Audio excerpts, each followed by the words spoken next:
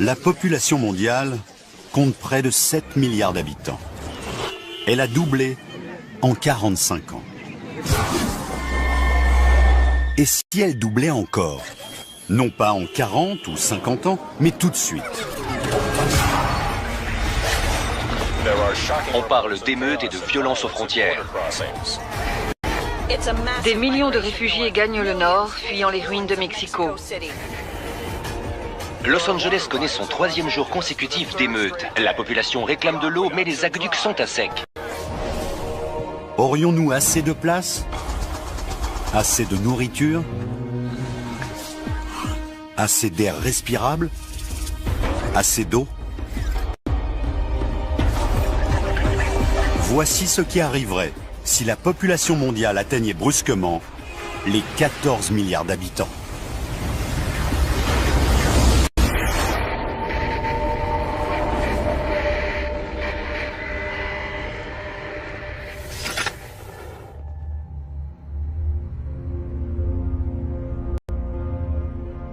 La Terre n'a pas toujours été si peuplée.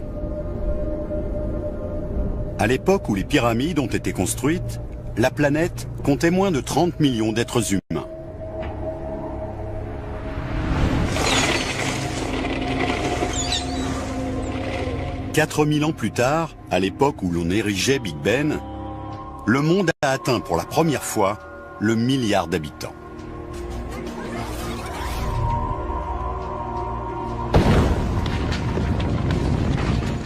À peine 80 ans plus tard, au moment où le mont Rushmore a été sculpté, elle avait déjà doublé et atteignait 2 milliards. Il ne lui a fallu ensuite que 45 ans pour doubler encore, atteignant 4 milliards en 1973, au moment où l'on bâtissait les tours du World Trade Center. Nous continuons de nous multiplier à une vitesse étourdissante. Chaque année, la population mondiale augmente de l'équivalent de 10 villes de New York. Si nous continuons à ce rythme, elle doublera encore dans 59 ans.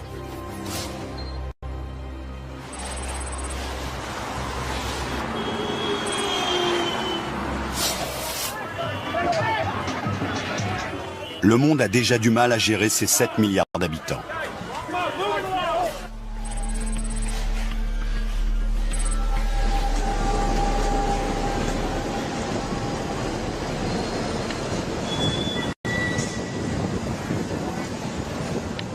Qu'arriverait-il si elle doublait dès maintenant?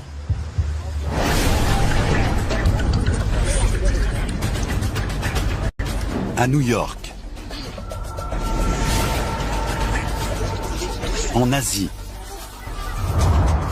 tous les pays de la planète sont submergés.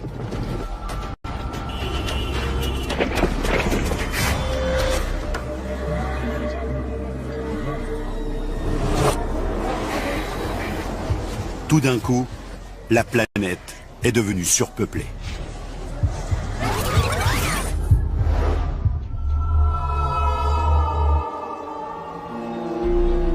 Chaque personne a besoin de nourriture, d'eau, d'un logement.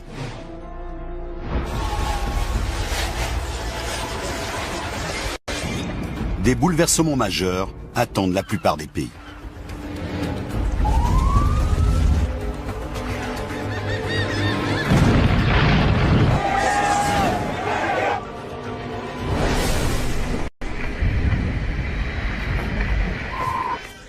Voici le premier bébé américain de l'année. La population du pays atteindra cette année 620 millions d'habitants. À Beijing, on termine en ce moment le premier gratte-ciel de 200 étages.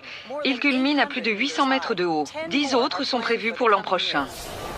Le maire de New York a approuvé la construction du premier super gratte-ciel de la ville.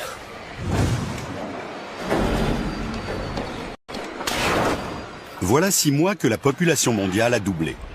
Le secteur de la construction connaît un boom sans précédent. Il faut assez d'immeubles et de maisons pour loger 14 milliards d'habitants.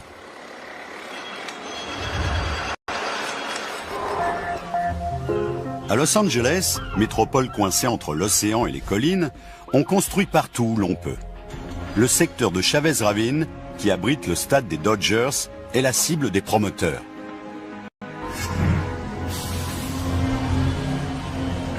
Manhattan est une île et ne peut se développer que vers le haut.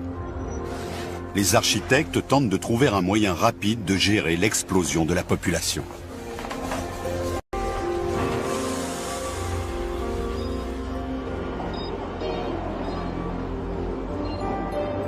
Ils conçoivent et construisent les plus grands gratte-ciel du monde, hauts de plus de 200 étages.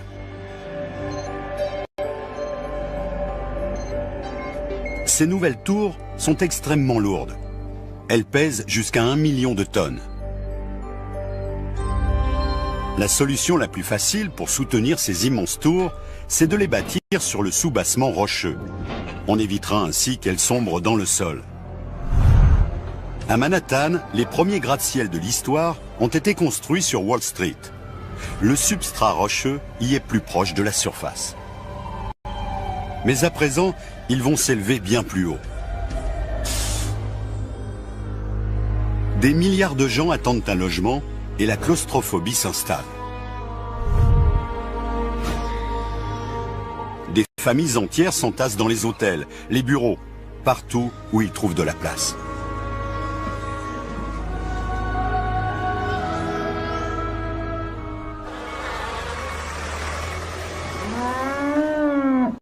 Mais d'autres problèmes apparaissent. Nous commençons à manquer de nourriture. Avant que la population ne double, les terres agricoles occupaient une surface équivalente à la totalité de l'Amérique du Sud. Il faut en créer de nouvelles, d'une surface égale à 2 fois l'Europe.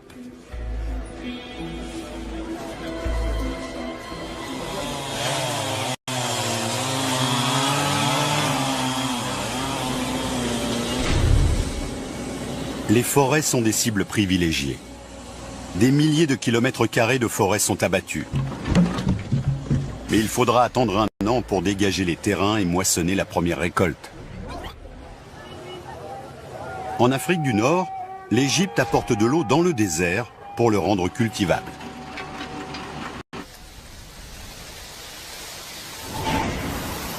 Avant le doublement de la population, on disposait d'assez de maïs et de blé pour nourrir la planète pendant 12 semaines. La Chine et l'Inde ont déjà englouti leurs réserves. 5 milliards de personnes souffrent de la faim.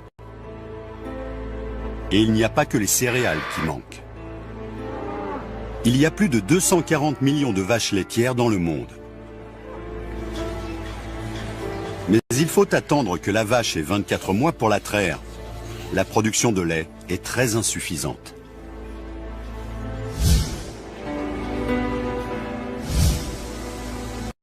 Le prix de la nourriture grimpe en flèche. Dans le jargon des économistes, on assiste à ce qu'on appelle une hyperinflation. Au supermarché, le panier moyen coûte $700. Les États-Unis ont un avantage sur de nombreux pays. Ils exportaient chaque année 72 millions de tonnes de céréales, dont 45 millions de tonnes de maïs, un peu plus du quart de la production.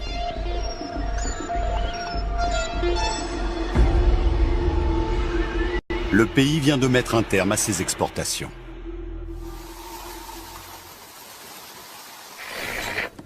Depuis 3 jours, les délégués des Nations Unies mènent la campagne « Nourrir l'Amérique d'abord ». Pour nourrir ce nouveau monde, les pays se tournent plus que jamais vers la mer. De gigantesques filets de 1,5 km de hauteur ratissent les océans pour attraper les poissons. L'industrie de la pêche chinoise, la plus importante du monde, capture 4 millions de tonnes de poissons par mois.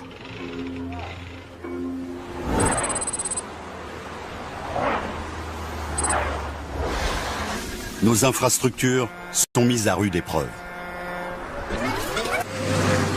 Des poids lourds de plus en plus nombreux roulent 24 heures sur 24 pour nourrir une population affamée. Aux États-Unis, un tiers des autoroutes étaient déjà en mauvais état. La brusque augmentation de la circulation entraîne des catastrophes.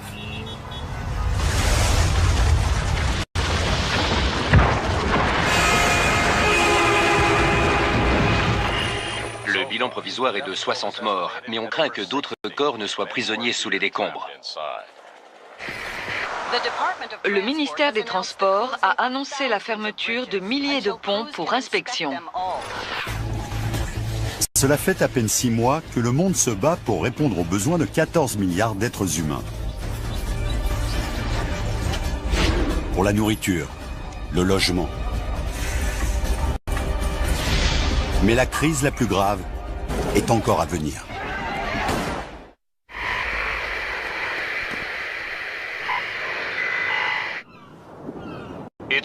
C'est la plus grande crise du logement de tous les temps. 3 milliards de personnes n'ont nulle part où vivre. À Washington, plus de 100 000 personnes ont élu domicile dans le parc du National Mall, tout près du Capitole. Pour l'instant, le président se refuse à les en déloger. 200 000 personnes campent dans Central Park, sur un lopin de terre estimé autrefois à 500 milliards de dollars.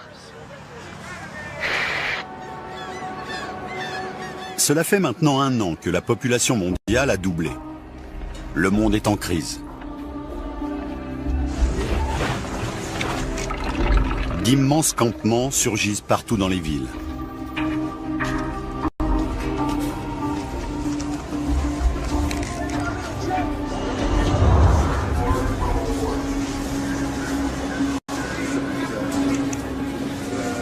À New York, il a fallu augmenter la cadence des métros. Il y en a maintenant toutes les 2 minutes. Le maximum autorisé par le système de sécurité. Désormais, près de 500 000 personnes transitent chaque jour par la station de Times Square. À l'heure de pointe, on y étouffe. Dans les rues, les bus sont toujours bondés. Un seul bus permet de remplacer 25 voitures. Mais cela ne suffit pas.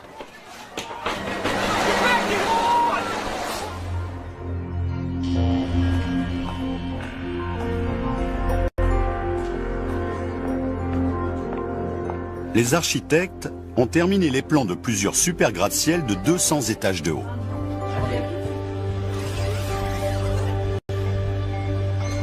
Un seul de ces immeubles doit permettre de loger 10 000 personnes.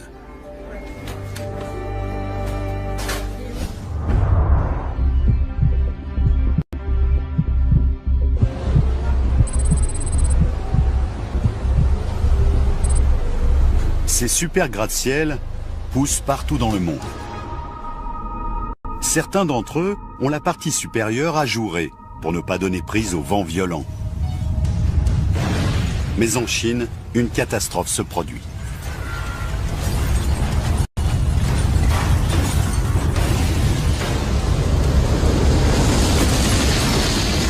L'immeuble de 200 étages avait été construit sur une ligne de faille non détectée. Le poids du bâtiment a déclenché un tremblement de terre. Les sauveteurs fouillent les décombres. Les autorités ont indiqué que le séisme avait fait plus de 3000 morts.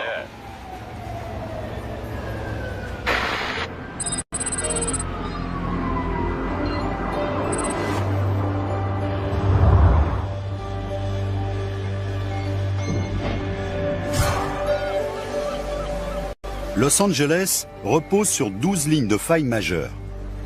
Par crainte des tremblements de terre, les immeubles ont rarement plus de 20 étages, y compris les nouveaux bâtiments de Chavez Ravine.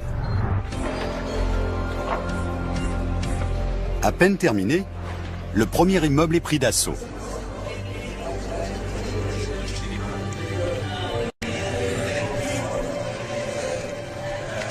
L'époque d'une cellule familiale unique pour chaque toit est révolue.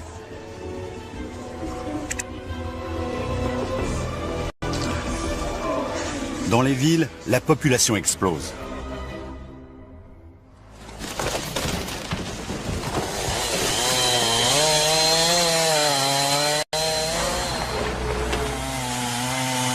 Mais il y a un prix à payer pour ce boom de la construction. Pour bâtir la structure en bois d'une seule maison, il faut parfois abattre une centaine d'arbres. Pour construire 5 millions de logements, on a besoin d'une forêt grande comme un département. D'immenses trouées balafrent les zones boisées du monde entier. Et ce n'est pas la seule ressource naturelle qui est surexploitée. À New York, le réseau des eaux a été conçu pour fournir 3,8 milliards de litres par jour. Mais désormais, 2 fois plus de gens prennent des bains, tirent la chasse d'eau, et cela double la... La ville de Los Angeles vous rappelle que le rationnement strict de l'eau a commencé. Chaque foyer a droit à 55 litres par jour. Les niveaux seront relevés régulièrement. Cette eau que l'Occident a toujours considérée comme allant de soi est précieuse. Avant l'explosion de la population, un foyer utilisait en moyenne 870 litres d'eau par jour pour la douche, le lave-linge et la vaisselle. Aux États-Unis, un tiers de cette eau n'était même pas utilisée dans la maison, mais dans le jardin, pour arroser la pelouse. L'époque de la facilité est révolue.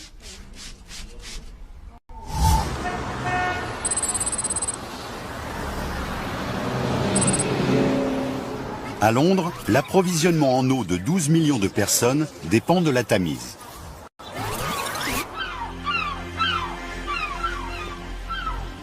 On utilise tellement d'eau qu'à marée basse, les navires sont à sec. Ceci est un rappel. L'eau sera coupée entre 14h et 18h. Partout dans le monde développé, c'est la même chose. Achtung! Zwischen 14 et 18. L'eau n'est pas disponible cet après-midi. C'est un annonce. Entre orele de 2 și 6.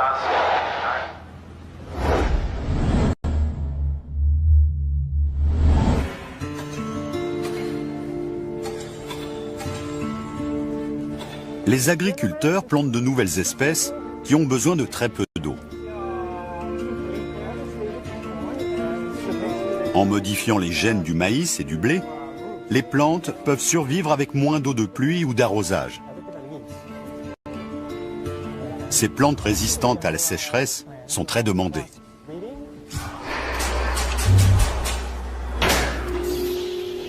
Le boom mondial de la construction met tous les systèmes d'électricité à rude épreuve.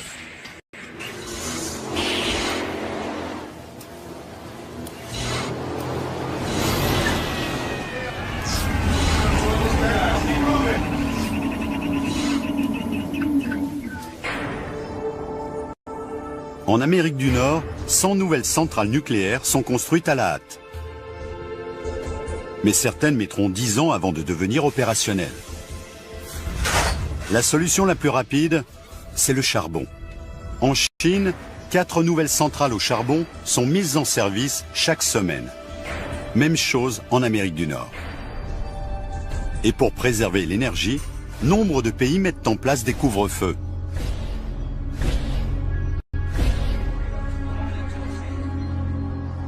Les lumières et néons des grandes villes s'éteignent à minuit.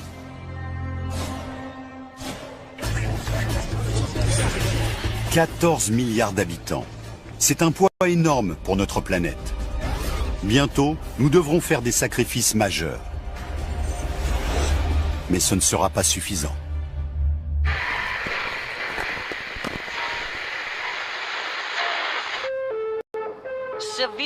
Le manque d'eau se fait sentir. Le rationnement va devenir de plus en plus drastique. La Chine attend désespérément l'aide étrangère. Les nouvelles fermes n'ont pas produit les récoltes dont le pays a besoin. Washington a déclaré un nouveau prolongement de la loi martiale qui dure maintenant depuis 3 ans. Des batailles rangées entre la police et les gangs sont survenues dans tout le pays. Voilà 3 ans que la population mondiale a doublé pour atteindre les 14 milliards d'êtres humains.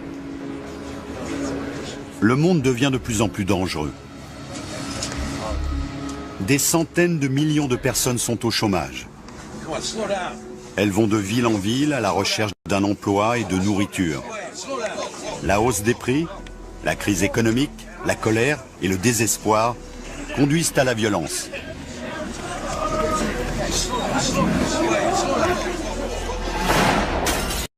On pille des maisons pour trouver de la nourriture et de l'eau. l'ordre public n'est plus qu'un souvenir.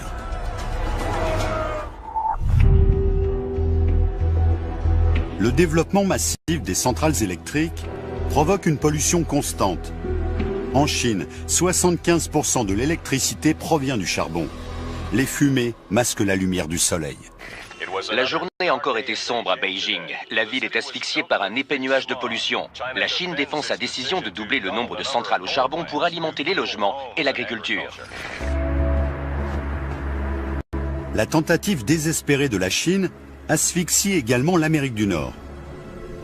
Le jet stream transporte la fumée et les toxines vers la Californie.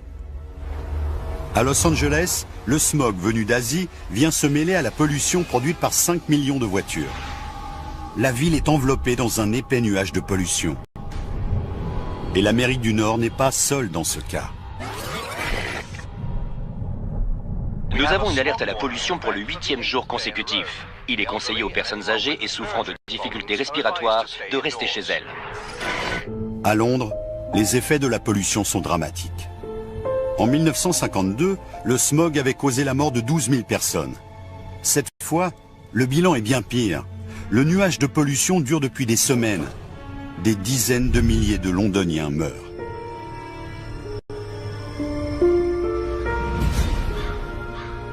Nos ressources naturelles s'épuisent. Des émeutes ont éclaté ce matin. Il faut maintenant faire 3 heures de queue pour obtenir sa ration d'eau. La garde nationale veille sur les fontaines publiques pour maintenir l'ordre. À Los Angeles, l'eau est de plus en plus rationnée. Chaque foyer n'a droit qu'à quelques heures d'eau par jour. On fait la queue pour accéder aux fontaines publiques.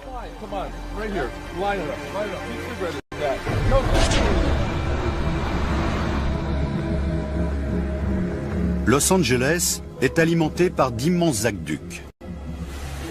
Ils serpentent à travers le désert sur des centaines de kilomètres pour apporter l'eau du fleuve Colorado. Mais la ville n'est pas la seule à dépendre du Colorado. 25 millions de personnes installées dans les États voisins contribuent à assécher rapidement le fleuve. L'industrie est également touchée. Il faut plus de 300 000 litres d'eau pour faire 1 tonne d'acier. Le secteur de la construction est le plus gros consommateur d'acier. Le manque d'eau paralyse le boom de la construction.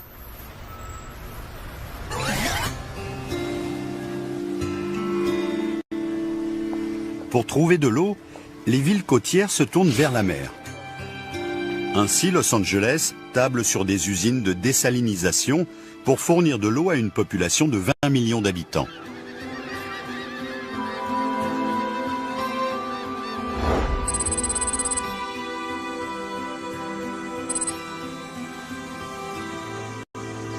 Les exploitations agricoles comptent parmi les plus gros consommateurs d'eau.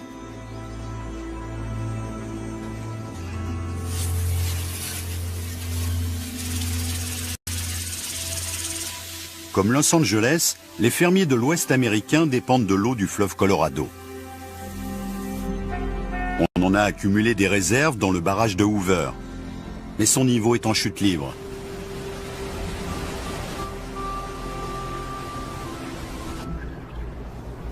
Les hommes prélèvent des milliards de litres de plus que le fleuve ne peut en fournir.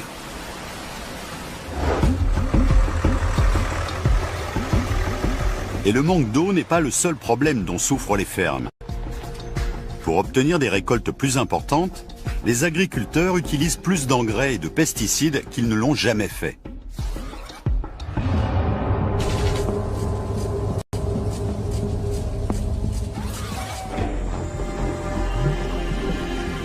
Dans les océans du globe, de nombreuses espèces de poissons ont déjà disparu. Pour combler cette perte, les fermes piscicoles se développent. On élève des millions de poissons. Mais c'est loin d'être suffisant pour nourrir la planète. Des populations affamées migrent vers les pays qui possèdent le plus d'eau et de nourriture. La Maison-Blanche a annoncé l'arrêt total de l'immigration, le premier de l'histoire du pays. La police est chargée de contrôler les identités pour enrayer l'immigration illégale.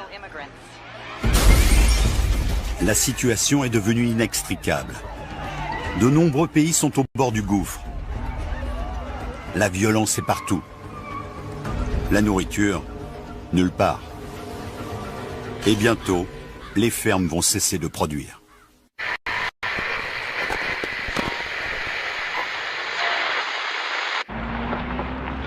Selon les Nations Unies, l'Afrique centrale est désormais une zone sinistrée. 30 millions de ceux qu'on appelle les réfugiés de l'eau sont sur les routes.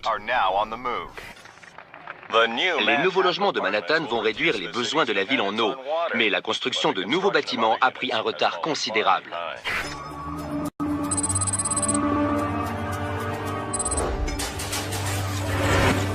Voilà 7 ans que la population mondiale a doublé. À New York, les campements de fortune de Central Park ont disparu, remplacés par une forêt de gratte-ciel et de chantiers. Mais le manque d'eau et d'électricité retarde de plusieurs années la construction de nouveaux bâtiments. Cette crise semble insurmontable. Dans les rues, la vie aussi a changé. Après des années d'embouteillage permanent, il a été décidé de fermer la ville aux voitures.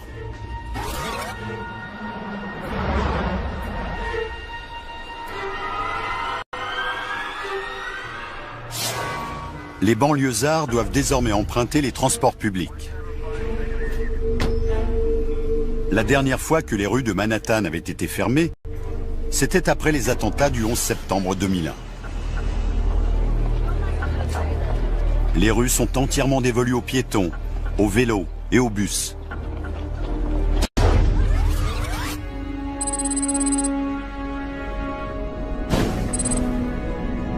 La production d'énergie a changé elle aussi. Pour alimenter 620 millions de personnes en électricité, les États-Unis avaient entrepris la construction de dizaines de réacteurs nucléaires. Certains sont désormais opérationnels. Mais cet immense effort ne fournit que 25% d'énergie supplémentaire.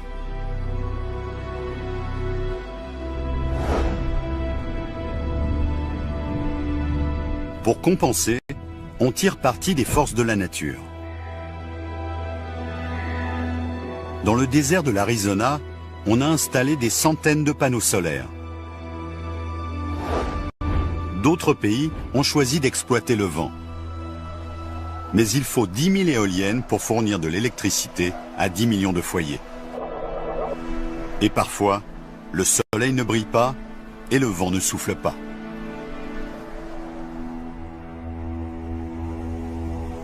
La majeure partie de cette électricité est destinée aux villes. À Los Angeles, 2000 personnes logent dans cet immeuble.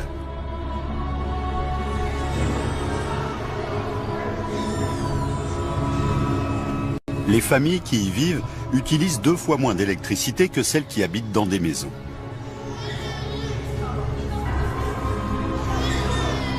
Dans un monde qui compte 14 milliards d'habitants, les villes sont donc la solution la plus économique. Mais à Los Angeles, la crise de l'eau continue.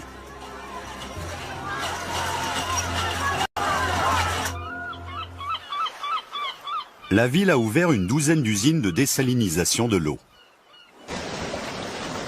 Mais l'énergie nécessaire à leur fonctionnement fait grimper le prix de l'eau.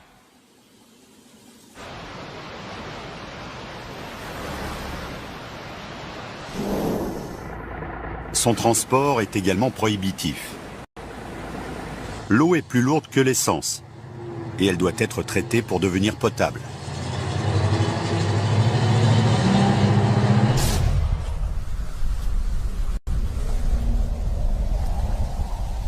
La crise de l'eau affecte aussi durement les campagnes.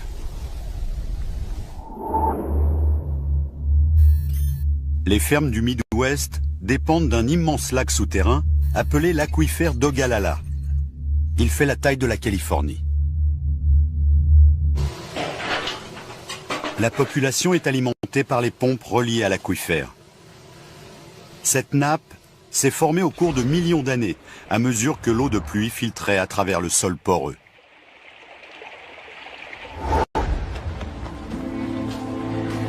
Mais au bout de 7 années d'exploitation intensive, les nappes souterraines de l'Ogallala sont en train de s'assécher.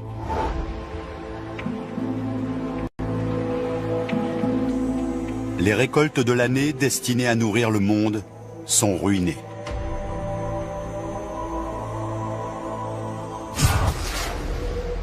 L'eau utilisée dans le monde vient pour les 2/3 de l'irrigation. Mais les nappes du monde entier sont en train de disparaître.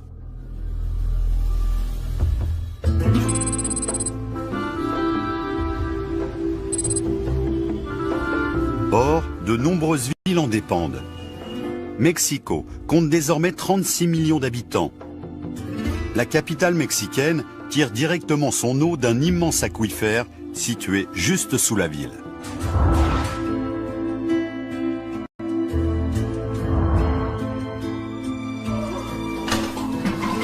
Mais les tuyaux qui apportent l'eau fuient.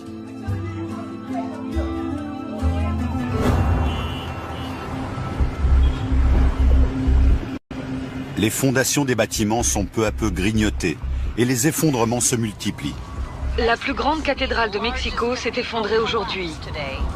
Le terrain sur lequel elle reposait a brutalement cédé. On estime que 200 personnes se trouvaient à ce moment-là dans le monument.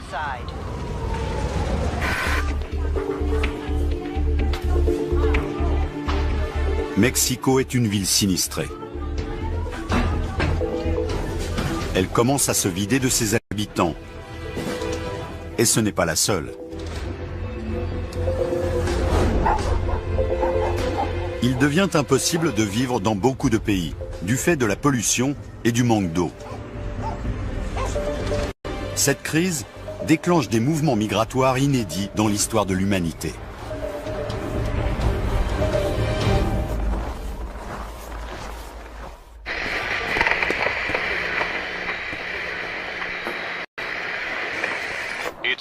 C'est la pire crise humanitaire de l'histoire. Les réfugiés de l'eau sont de plus en plus nombreux. Des millions de gens sont jetés sur les routes. Une population désespérée et affamée se masse aux frontières de nombreux pays. Ils réclament avant tout de l'eau.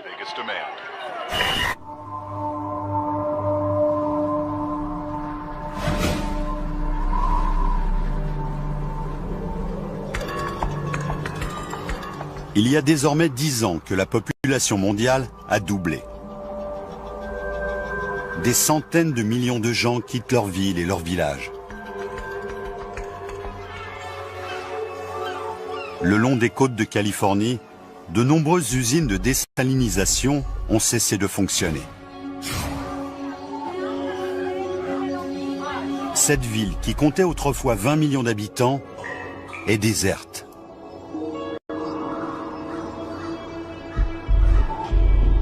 Les immeubles d'habitation construits après le doublement de la population sont abandonnés.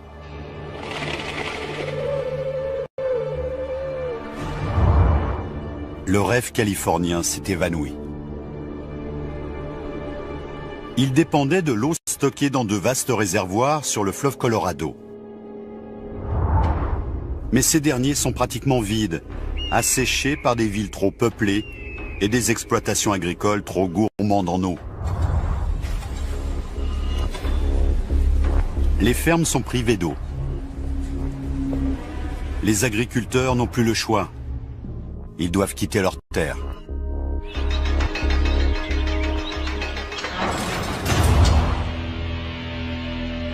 Ils se joignent à l'exode vers le nord.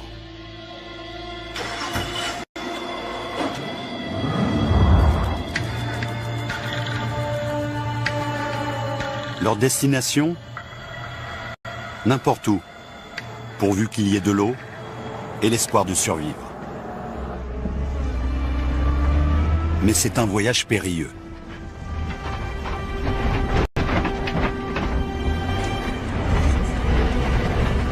Il est dangereux de boire l'eau des mares et des ruisseaux.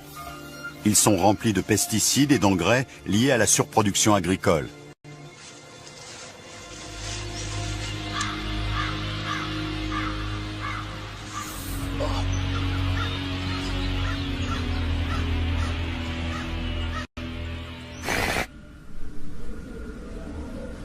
Dans le pays, le prix du litre d'eau atteindrait désormais 7,50 $. Le ministère de l'Agriculture vient de confirmer que les aquifères ont atteint leur niveau historique le plus bas. L'eau est désormais plus précieuse que l'essence.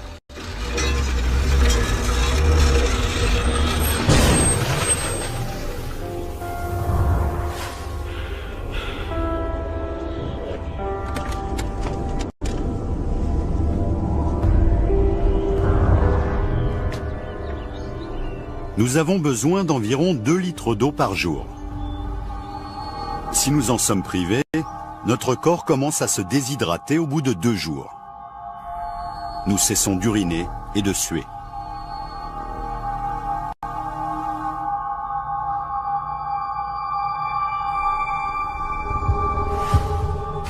Une fatigue intense survient, on commence à perdre conscience. Et si on ne boit pas très vite, c'est la mort qui nous attend.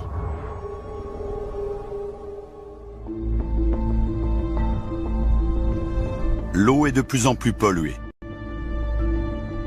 Les affluents du Mississippi transportent des produits chimiques et le fleuve les rejette dans le golfe du Mexique.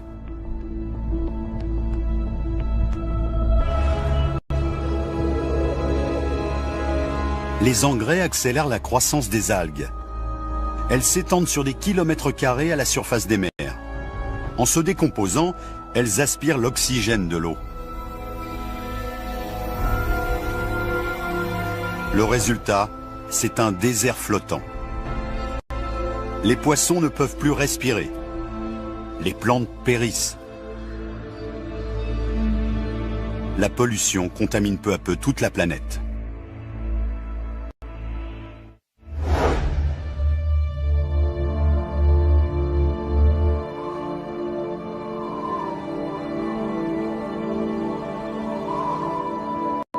Après des années de surproduction agricole, la terre est dévastée.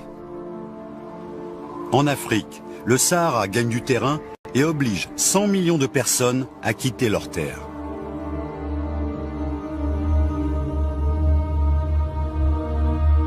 En Amérique du Nord, les réfugiés de l'eau se dirigent vers le plus vaste réservoir mondial d'eau douce, les Grands Lacs. Ils se sont formés à la fin de l'ère glaciaire, il y a 12 000 ans. L'eau qu'ils contiennent est le résultat de la fonte des glaciers. Des millions de gens se dirigent vers leurs rives. La population de Chicago, Détroit et Toronto explose.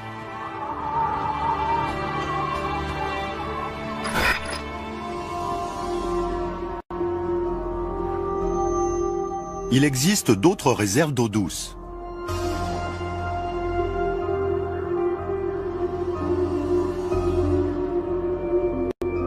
Les 2 tiers de l'eau douce mondiale sont prisonniers des glaces polaires arctiques.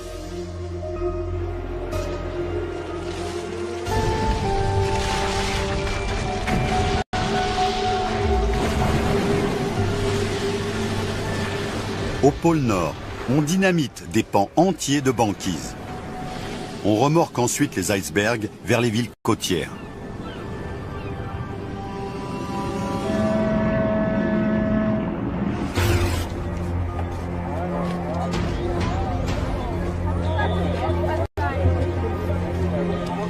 Les millions de personnes qui ont quitté le sud pour les Grands Lacs vivent dans des conditions terribles. Ils s'entassent dans d'immenses campements de fortune aux environs des villes.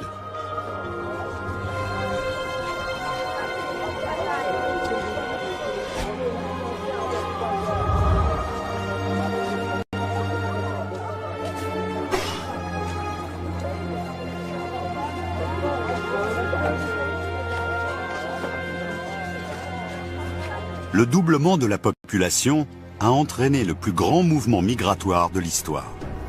Mais le pire est encore à venir.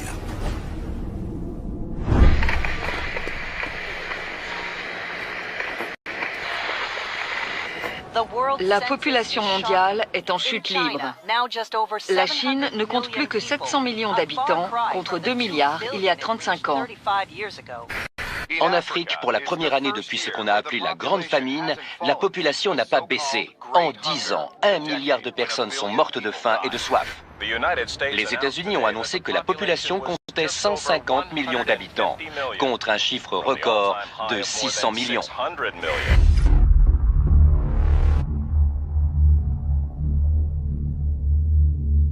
Il y a maintenant 35 ans que la population a doublé. Près des lacs, les villes se sont développées jusqu'à atteindre 35 millions d'habitants. Les gratte-ciel ont poussé comme des champignons.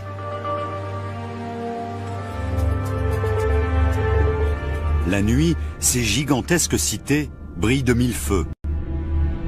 Mais le reste de l'Amérique du Nord est plongé dans le noir.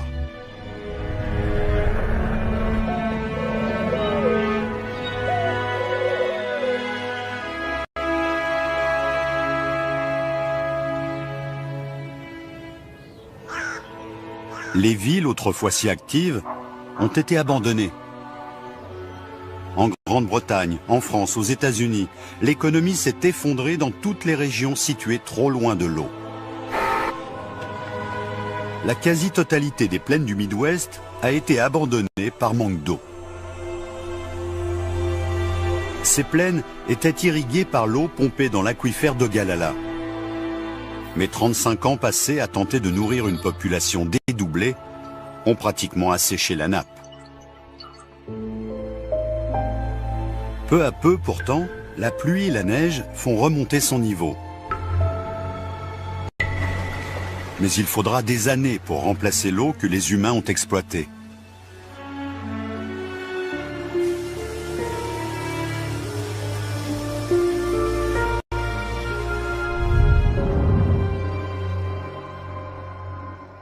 Des milliards de gens sont morts de faim et de soif. Le monde ne peut nourrir une telle population.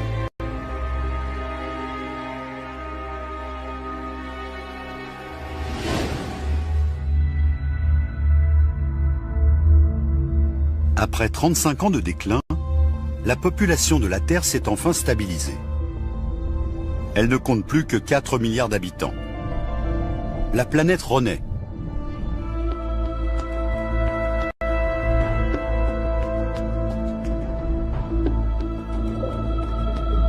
Dans les océans, les stocks de poissons que nous avions épuisés se recomposent lentement.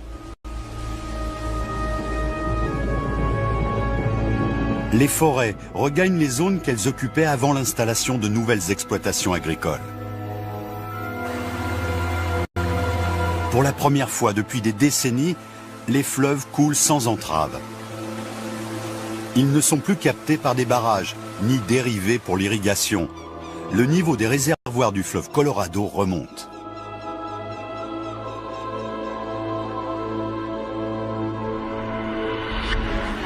Tout ceci n'était qu'une fiction, un aperçu d'un monde soudainement frappé de surpopulation. Mais des millions de gens connaissent déjà la faim. De nombreuses villes sont déjà surpeuplées. La pauvreté gagne du terrain. Dans les années à venir, cette situation va probablement empirer. Pour certains, nous avons déjà atteint la limite que la planète peut supporter. Et pourtant, la population mondiale continue d'augmenter.